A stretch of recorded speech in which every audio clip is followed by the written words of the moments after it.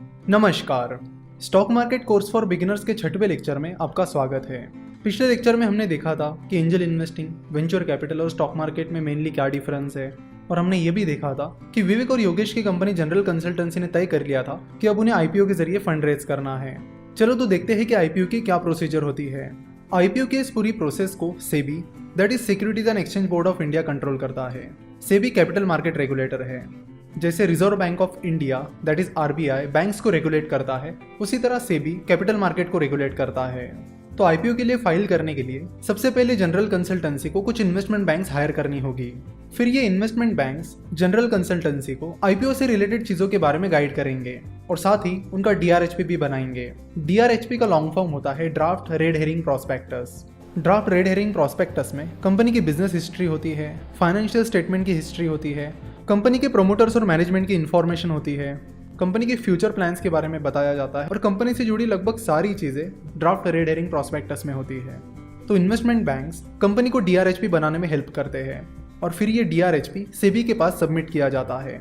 फिर सेबी डीआरएचपी में दी गई सारी इन्फॉर्मेशन को चेक करते हैं। अगर सेबी को लगता है कि उन्हें और कुछ इन्फॉर्मेशन चाहिए तो वो वैसे कंपनी को इन्फॉर्म करते हैं। फिर कंपनी को इस इन्फॉर्मेशन को सेबी को बताना होता है।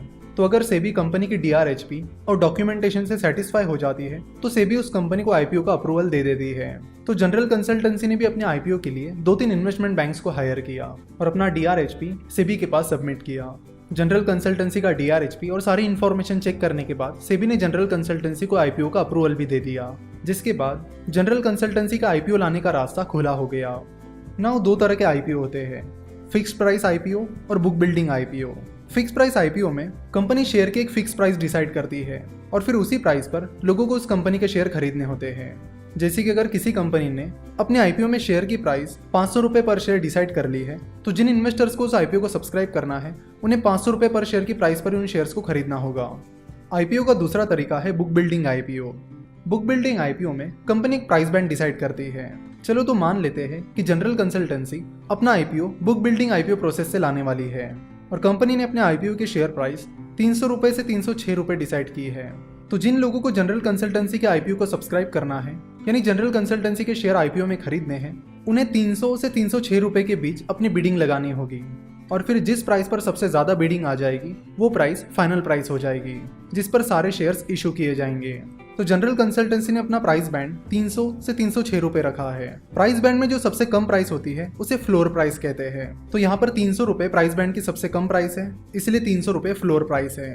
प्राइस बैंड की जो सबसे ज्यादा प्राइस होती है उसे कैप प्राइस कहते हैं। यहाँ पर 306 रुपये प्राइस बैंड की सबसे ज्यादा प्राइस है, तो 306 रुपये को कैप प्राइस कहा जाएगा।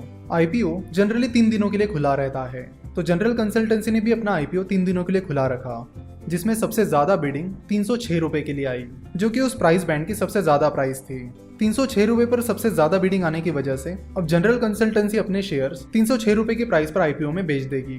यहाँ पर जनरल कंसल्टेंसी ने अपने आईपीओ में पब्लिक से 1000 करोड़ रुपए उठाए और उसके बदले में कंपनी का 20% हिस्सा डाइल्यूट कर दिया, यानी उन 1000 करोड़ के बदले में कंपनी ने अपना 20% हिस्सा उन इन्वेस्टर्स को दे दिया। तो जिन लोगों ने कंपनी में इन्वेस्ट किया उन्हें कंपनी में हिस्सेदारी मिली और कंपनी को अपना बिजनेस बढ़ाने के लिए पैसा मिला। तो इस आईपीओ प्रोसेस के बाद जनरल कंसल्टेंसी के शेयर्स उन इन्वेस्टर्स को इशू किए गए और बाद में कंपनी नेशनल स्टॉक एक्सचेंज और बॉम्बे स्टॉक एक्सचेंज, जो कि इंडिया के 2 मेन स्टॉक एक्सचेंजेस हैं, उन पर लिस्ट हो गई और कंपनी के शेयर स्टॉक एक्सचेंज पर लिस्टेड होने के बाद कोई भी बड़े आसानी से जनरल कंसल्टेंसी के शेयर खरीद सकते हैं और बेच भी सकते हैं। कंपनी स्टॉक एक्सचेंज पर लिस्टेड होने के बाद एक पब्लिक लिस्टेड कंपनी बन जाती है। तो जनरल कंसल्टेंसी ने स्टॉक मार्केट के जरिए पैसा तो उठा लिया। अब देखते हैं कि जनरल कंसल्टेंसी की आगे की स्ट्रेटेजी क्या होती है।